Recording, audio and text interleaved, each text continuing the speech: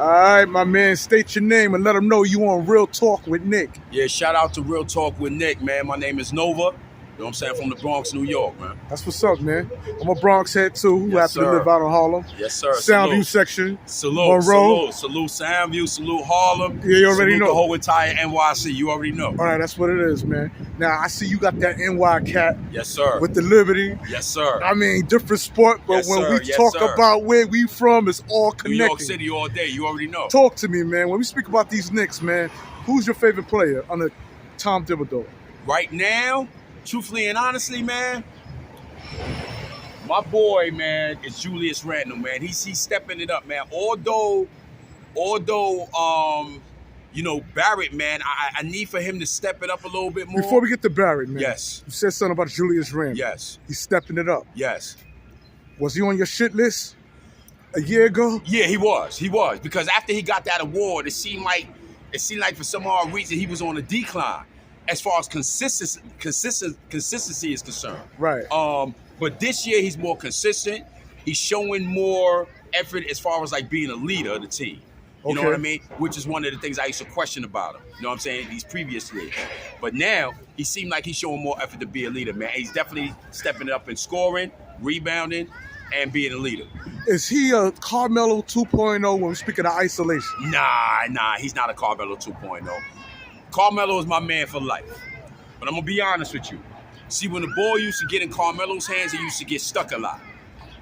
The play used to just stand still, and, you know, because Carmelo is kind of like a triple threat, you know what I mean? So it requires him to do a little bit more when he has the ball in his hand. Julius Randle is more like a power forward with a responsibility of a one or a two. You know what I mean? So I wouldn't really compare him to a Carmelo Anthony type, but I feel like his responsibility on today's roster of the Knicks is different than Carmelo Anthony's style of play. Again, like I was insinuating, it's like he has to score, he has to be the team leader, he has to rebound, and he also has to be a playmaker. Okay, now do you think it's an exceptional role when we speak of comparison with Melo and Randle due to the point guard situation? If there was no Jalen Brunson, do you think we'd be having this conversation about how well Julius Randle was playing? Yeah. That's, to me, I'm gonna give you a two-way answer on that. Yeah and no. The reason why I say yeah is because the Knicks needed somebody that needed to be a prime distributor, also a playmaker, right? Prior to when Brunson got there, they really didn't have a combination of a playmaker and a scorer, and that's what Julius Randle was. But now that Brunson came over, he's kind of helping assist Julius Randle with all those responsibilities. You understand? The one thing that I like about Brunson, man, is because on the scoring part of the responsibilities, he's definitely helping Julius Randle, which is why I said R.J. Barrett to me needs to step it up more, because this is his fourth season, if I'm correct, right? If you look at his situation since he came to the Knicks, there was no incline as far as like his responsibility for scoring, his responsibility for help distributing the rock. He's still kind of like on standstill. We as New Yorkers, because you know we very critical when it comes down to our sports. You know what I'm saying? I feel like he definitely needs to improve on all factors of the game. All right, now, being that you're saying that about RJ, yes. So in your eyes, are you insinuating that RJ Barrett is a bust? Would you go that far to say he's a bust? I wouldn't call him a bust exactly, but I wouldn't say that he improved on his game. Like if you think about it, he's just been on the same level. The same level, the way that he came in, he's still right there on that same level. He didn't increase his scoring. He didn't increase his playmaking. He didn't increase anything. He's still on that same level. We brought him to the Knicks because we need somebody to improve in certain aspects of the game, and that he didn't show. He ain't showing that. He ain't showing consistency, because like R.J. Barrett had maybe like 1 or 2 games good, and then the next like weeks he'll go on like a little slouch, you know what I'm saying, on a little slump. We need a playmaker, a guy who's going to be able to score every single time when he's on that floor, man. We need all the help and all the good, you know what I'm saying, the good distributing and all the good playmaking that we need. So what do you say to those who say, listen, R.J. Barrett his role changed. What do you say to those who say R.J. Barrett is now the third option, being that you got Julius Randle and Jalen Brunson playing that Batman duo type of ball? Right, and to include on that, we just got Josh Hart. Yeah. You know what I'm saying? So that was a good pickup for us, number one. All right, to answer that question right there, man, I don't know, man. With RJ, man, I don't know, man.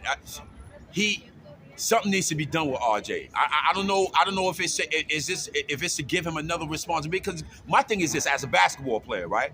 And I'm a long time historian when it comes down to basketball, bro. Like I'm 49 years old. You know what I'm saying? And I've been a fan of the NBA for a very long time.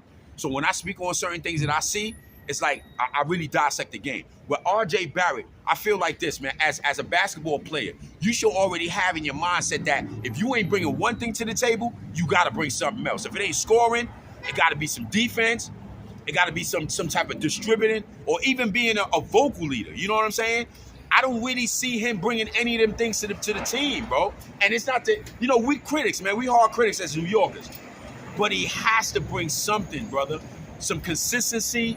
Something. He has to bring something to the game. And again, I'm not calling him a bust, but I feel that he needs to improve, man, when it comes down to consistency. Consistency to me is like his biggest downfall. His biggest downfall. Yeah, consistency. All right, moving right along, man. What come to mind when I mention a player like Obi Toppin, man?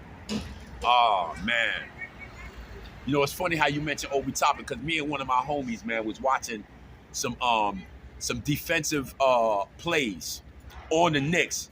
And I don't even know who the guy was, who channel it was, but me and my homie was watching it. And what they was doing was they was exposing a lot of two of the Knicks players, specifically two Knicks players, one who's no longer with us, which is Cam. Cam already got traded. Obi Toppin and Cam, they was exposing how they was being kind of careless on defense, blowing their coverages and things of that nature, like spotting up on certain parts of the floor or covering certain parts of the floor that didn't even have a player there. You know what I'm saying? Because during the switches, you know what I mean? Like when players switch, he'd just be lost on the field. Like he'd be lost on the court. Like he'd be on the top of the elbow when nobody's there. So with Obi Toppin, man, he's a good talent because he's very athletic. But Obi Toppin is what, 6'10"? 6'10", about 6'10". He got a little jump shot, very athletic, go hard to the rack. But on the defensive end, which we already know, Tom Thibodeau is a defensive coach. That's what he really relies on. He relies on defense. He looked at defensive players. Obi Toppin is not that dude on defense, man. To you, he's just a fast break player? He's not just a fast break player, because he can give you a good perimeter shot when he's wide open. He can slash. And again, he's very athletic. But outside of that, though, man, I see it like this, man. If you can't bring something to the other side of the floor, which is defense, and I know that we're in a time right now where defense is kind of like not valued as much as how it used to be like in the 80s and the 90s and even like the early 2000s. But Obi, when it comes down to defense, bro, he's definitely not bringing that defense, man. I'll be seeing him, man. He be blowing a lot of coverages, man. Yeah? Yeah. Okay. Yeah. Moving right along, man. Jericho Sims, man. I love that dude. I love that boy, man. Young dude, lot of energy. Jericho Sims is the truth, man. And to be honest with you, man, I hope, because you know our history, man, when it comes down to the New York Knicks, man. We be having good players, and then we wind up trading them off. And then next thing you know, what happens? They go to another team, and they come back, and they scorch our ass. You already know how it is as New York Knicks fans, brother. But what do you say to those who say that Jericho Sims not even playing his part? Like, we got Mitchell Robinson, who time by time he get hurt, playing the center position. We got that boy Hardestein covering for him. Hardestein, right. And some say Hardestein is a better sub for Mitch than Jericho Sims. Let me answer the question like this. You got to understand, Jericho Sims is still young. He's kind of like a raw talent, to be honest with you, when you look at him. Because he has good size. He's young. He got youth on his side. Thing is, he just needs to be sharpened, just like any knife. Any utensil that's in your drawer in the kitchen, you know what I'm saying? Any cutting utensil, a knife or a scissor, it needs to be sharpened. As time goes along, man, we just got to give him some time. Because, again, we also have to realize, Tom Thibodeau sometimes gets stuck in a little 8-man rotation. He stays stuck with a certain 8. When he gets comfortable with that certain 8, he really don't go outside of that certain age. To be honest with you, this was the first year that I really, like in the beginning of the season, this is the first time that I seen Tom Thibodeau go outside of the 8 and let like the other 3 play. You know what I'm saying? With McBride and the other young kid. What's the other young kid again? Damn, I'm forgetting his name. Quentin Grimes. McBride, Quentin Grimes. Yeah, he's starting to give those guys play along with Sims, right? Sims, like I said, as the more time that he gets and the more reps that he get, I feel that he'll get better. Once he get, accustomed to the system, how everybody plays along with each other, because that's the most important thing. It's about the teammates gelling with each other. Once Sims get more time, because he, again, hellified talent, athleticism, out the roof. Size, speed, his IQ got to go up, of course, because he's still young. But, man, get that boy some time, man. Okay. Some time. And last but not least, man, Tom Thibodeau as a Knicks coach. Is he a marathon or sprint? Is he for right now, or is he the long haul? That's a good question, man. Because I'm gonna be honest with you. Prior to this year, I was in questioning. Because remember what I just stated previously. Concerning his rotation. He was sticking to an 8-man rotation, which I really and not only me, but a lot of other people who bear witness to what's happening on that floor. He stuck with that 8, and remember. Previously to this Knicks staff that we got right now, we had a bunch of old dudes like Taj Gibson and those guys. You know what I'm saying? He always relied on a lot of his ex-players that he brought to the team, opposed to giving the new guys light. You know what I'm saying? But now this year, he kind of changed his tune. He went outside the you know what I'm saying, the regular 8 that he was running, and now he's allowing the young guys to run, which is a plus for him. So I say right now, because of this year kind of saved him, to be honest with you. So I say, you know what I'm saying, let him ride it out. Let's see what he do for the next couple of years. Could he be on his urge of getting the player the coach of the year again? I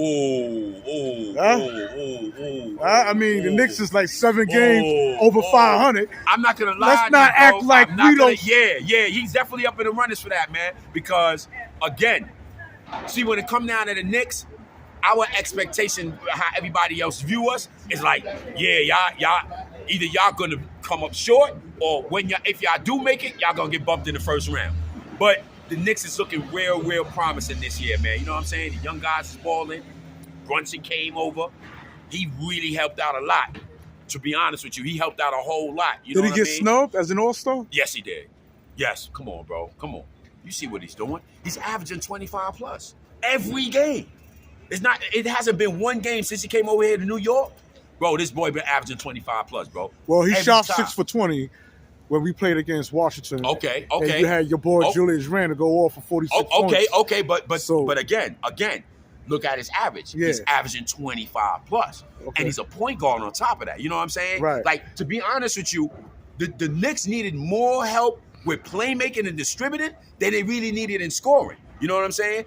But he came over and he picked up where R.J. Barrett is not picking up at. Because, again, like I said, because R.J. Barrett's inconsistency, he came over and he became the second head, or if you want to say the first head, because if I'm correct, I think he's averaging a point more than Julius Randle. Average, because he's more consistent. Julius Randle has been having more consistent games, but again, he's been having games where he might drop a little 16, 14.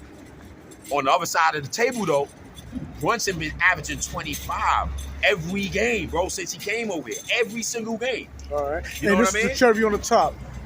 Josh Hart, man. That's my guy, man. That's my guy. And I don't even, as a matter of fact, I'm not even gonna mention that. But Josh Hart, I've been following Josh Hart since he was a Laker, right? I've been watching that dude since he was a Laker. When he left the Lakers and he went over to, if I'm correct, he was with the Pelicans, right? He went over to the Pelicans, and then we picked him up. No, I think it was Portland. Portland? No, he went to the Pelicans, then he went to Portland. Okay. Because he was with the Pelicans for a short stint. Oh, okay. Then he went to Portland, and then he came to us. That was a good pickup for us. Because he's a scrappy dude. He does a little bit of everything.